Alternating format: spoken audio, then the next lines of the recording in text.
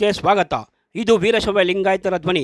ಆತ್ಮೀಯ ಬಂಧುಗಳೇ, ಇದೇ 26ರಂದು ನಡೆಯಲಿರುವ 18ನೇ ಲೋಕಸಭಾ ಚುನಾವಣೆಯಲ್ಲಿ ಕಾಂಗ್ರೆಸ್ ಪಕ್ಷದ ಅಭ್ಯರ್ಥಿಯಾಗಿ ಬೆಂಗಳೂರು ಗ್ರಾಮಾಂತರ ಲೋಕಸಭಾ ಕ್ಷೇತ್ರದಿಂದ ಸ್ಪರ್ಧೆ ಮಾಡಿರುವ ಡಿ ಕೆ ಸುರೇಶ್ ರವರ ಜನಪ್ರಿಯತೆಯಿಂದ ಕಳೆದ ಬಾರಿ ಚುನಾವಣೆಯಲ್ಲಿ ಇಡೀ ರಾಜ್ಯದಲ್ಲಿ ಬಿಜೆಪಿ ಅಲೆ ಇದ್ದರೂ ಸಹ ಏಕೈಕ ಕಾಂಗ್ರೆಸ್ ಅಭ್ಯರ್ಥಿಯಾಗಿ ಆಯ್ಕೆಯಾಗಿದ್ದರು.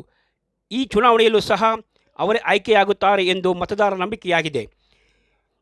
ಡಿ ಕೆ ಸುರೇಶ್ ಅವರ ಗೆಲುವಿಗಾಗಿ ವೀರಶೈವ ಲಿಂಗಾಯತ ಸಮುದಾಯ ನಿಂತಿದೆ ಎಂದೇ ಹೇಳಬಹುದು. ಕಾರಣವೇನೆಂದರೆ ಕಾಂಗ್ರೆಸ್ ಪಕ್ಷ BS ಪುಟ್ಟರಾಜುರವರನ್ನು ಉಪಮೇಯರ್ ಮಾಡಿದ್ರು ಮತ್ತು ಗಂಗಾಂಬಿಕೆ ಮಲ್ಲಿಕಾರ್ಜುನ್ ರವರನ್ನು ಸಹ ಮೇಯರ್ ಮಾಡಿದ್ದು ಇದೇ ಕಾಂಗ್ರೆಸ್ ಪಕ್ಷ ಮತ್ತು ಬಸವಣ್ಣನವರನ್ನು ಸಾಂಸ್ಕೃತಿಕ ನಾಯಕ ಎಂದು ಘೋಷಣೆ ಮಾಡಿದ್ದು ಇದೇ ಕಾಂಗ್ರೆಸ್ ಸರ್ಕಾರ ಮತ್ತು ಎಲ್ಲ ಸರ್ಕಾರಿ ಕಚೇರಿಗಳಲ್ಲಿ ಬಸವಣ್ಣನವರ ಭಾವಚಿತ್ರವನ್ನು ಹಾಕಬೇಕೆಂದು ಕಾಂಗ್ರೆಸ್ ಸರ್ಕಾರ ಆಜ್ಞೆ ಹೊರಡಿಸಿ ಅದರಂತೆ ನಡೆದುಕೊಂಡಿದೆ.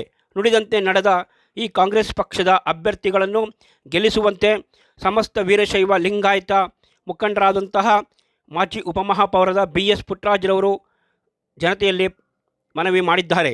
ಬೆಂಗಳೂರು ಗ್ರಾಮಾಂತರ ಕ್ಷೇತ್ರದಲ್ಲಿ ಹಗಲಿರುಳು ಕಳೆದ 15 ದಿನಗಳಿಂದ ಡಿ ಕೆ ಸುರೇಶ್ ರವರ ಗೆಲುವಿಗಾಗಿ ಶ್ರಮಪಡುತ್ತಿರುವ ಪುಟ್ಟರಾಜು ವೀರಶೈವ ಲಿಂಗಾಯತ ಸಮುದಾಯದ ಎಲ್ಲ ಬಂಧುಗಳು ಡಿ ಕೆ ಸುರೇಶ್ ರವರಿಗೆ ತಮ್ಮ ಅಮೂಲ್ಯವಾದ ಮತವನ್ನು ಕೊಟ್ಟು ಅವರನ್ನು ಜಯಶೀಲರಾಗ ಮಾಡಬೇಕೆಂದು ವೀರಶೈವ ಲಿಂಗಾಯತ ಸಮುದಾಯದಲ್ಲಿ ಮನವಿ ಮಾಡಿದ್ದಾರೆ.